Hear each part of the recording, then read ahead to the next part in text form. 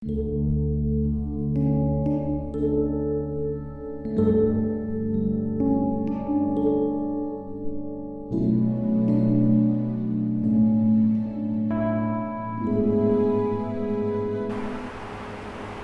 pagi, puji Tuhan, kita jumpa lagi pada hari Sabtu tanggal 13 Februari 2021.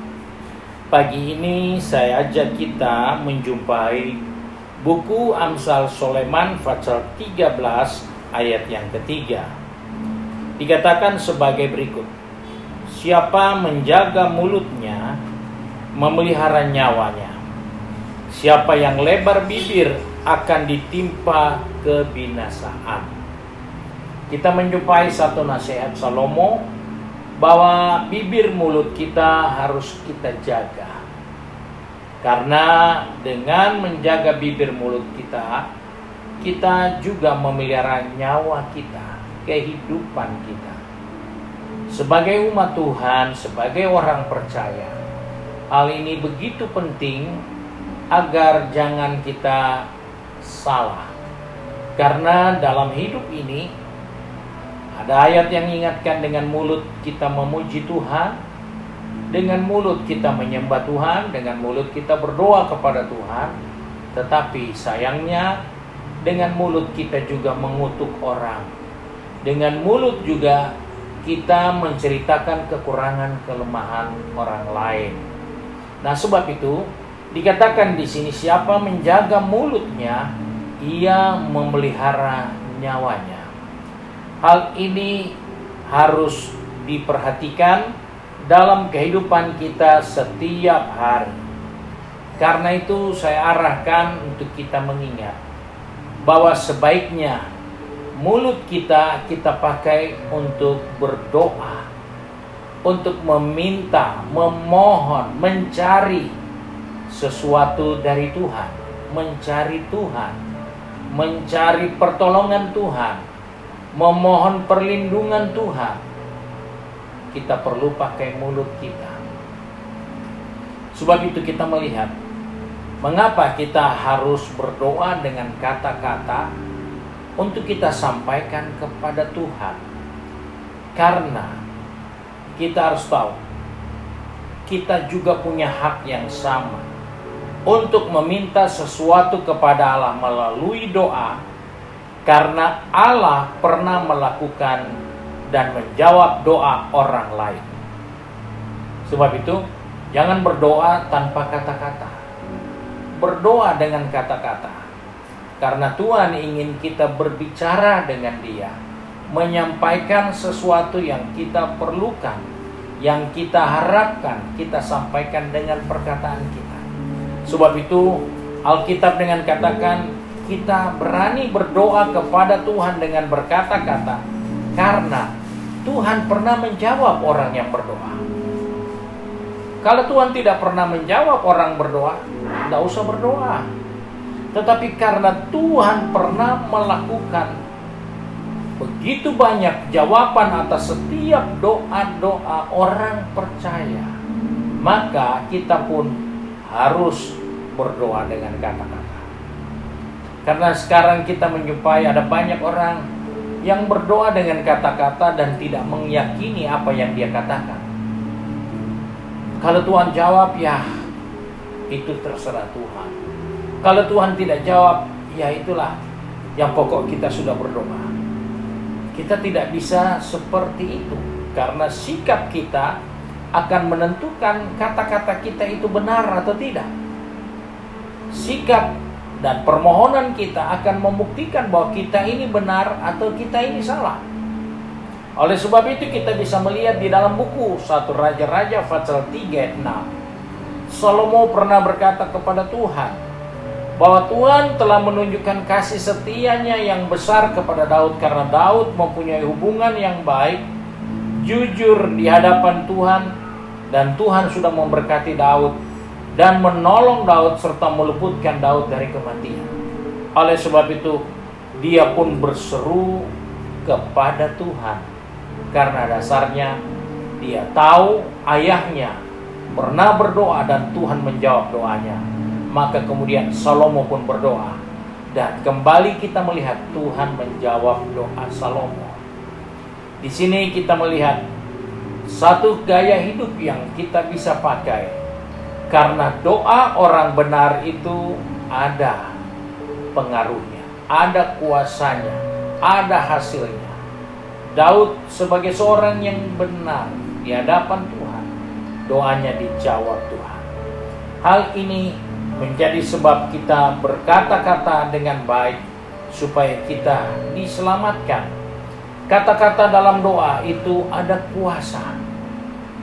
Kita bisa melihat dalam 1 Samuel pasal yang pertama ayat 26 sampai 27. Kata-kata doa dari seorang ibu kepada Tuhan dalam doa yang begitu luar biasa. Dikatakan perempuan itu berkata, "Mohon bicara Tuanku. Demi Tuanku hidup, akulah perempuan yang dahulu berdiri di sini dekat Tuanku untuk berdoa kepada Tuhan. Untuk mendapat anak inilah aku berdoa. Dan Tuhan telah memberikannya kepadaku apa yang kuminta daripadanya." Ini adalah doa seorang ibu dari seorang nabi yang dipakai Tuhan, Samuel. Dan ketika dia berdoa, imam berkata, dia berdoa seperti orang yang mabuk. Dia berdoa seperti tidak bisa mengontrol diri. Tetapi karena dia berdoa dengan perkataan yang jelas kepada Tuhan, maka Tuhan menjawab dia dengan menghadirkan seorang anak baginya. Di situ kita melihat kata-kata dalam doa kita ada kuasa. Sebab itu jangan berdoa asal bicara, tapi berdoalah dengan kata-kata yang jelas, karena di dalam kata-kata itu ada kuasa untuk memperoleh jawaban. Doa yang kita ucapkan dengan kata-kata harus disertai dengan ketaatan kita kepada Tuhan.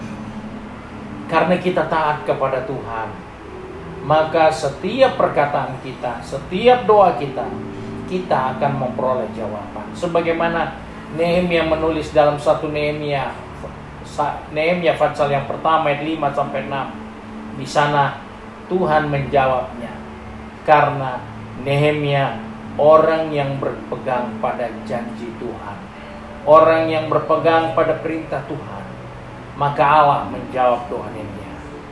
Bahkan juga kita tahu Yesus waktu dia sebagai anak manusia yang datang di dunia ini untuk menyelamatkan kita, Alkitab berkata dalam Ibrani 5 ayat 7, Yesus berdoa dengan permohonan ratap tangis dan keluhan kepada Tuhan. Dia mengajar kepada kita bahwa berdoa dengan hati yang hancur tidak dipandang hina oleh Tuhan. Dia berdoa dengan hati yang penuh ratap tangis, dan akhirnya dia mendapatkan jawaban dari doa itu.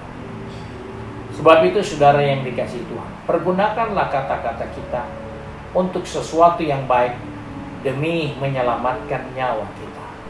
Berdoalah untuk memberkati, berdoalah untuk menolong orang, berdoalah untuk bangsamu, berdoalah untuk saudaramu, berdoalah untuk sesamamu, dan juga Alkitab katakan berdoalah untuk orang yang membencimu, karena engkau akan menyelamatkan nyawamu jika doamu itu benar.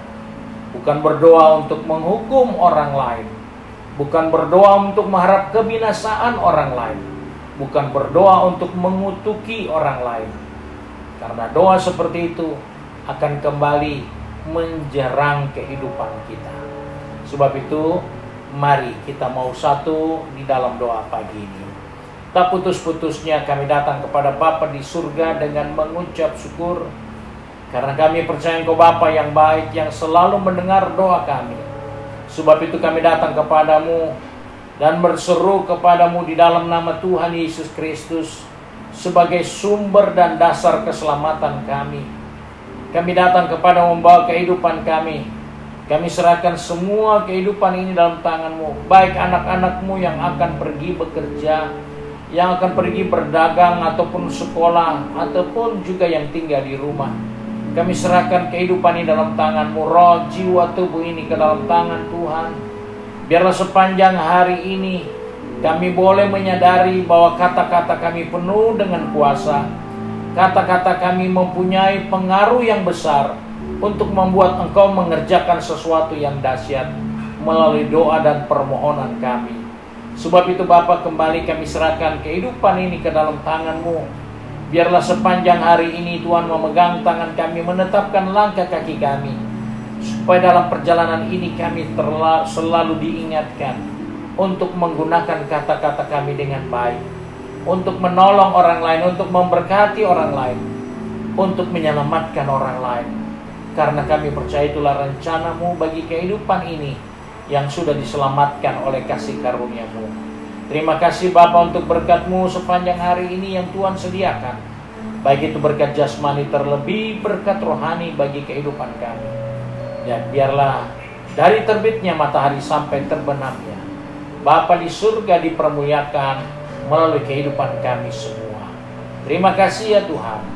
Kami bersyukur dan berdoa di dalam nama Tuhan Yesus Kristus, Juru Selamat kami, majikan kami yang baik dan setia. Haleluya. Amin. Tuhan Yesus memberkati kita semua.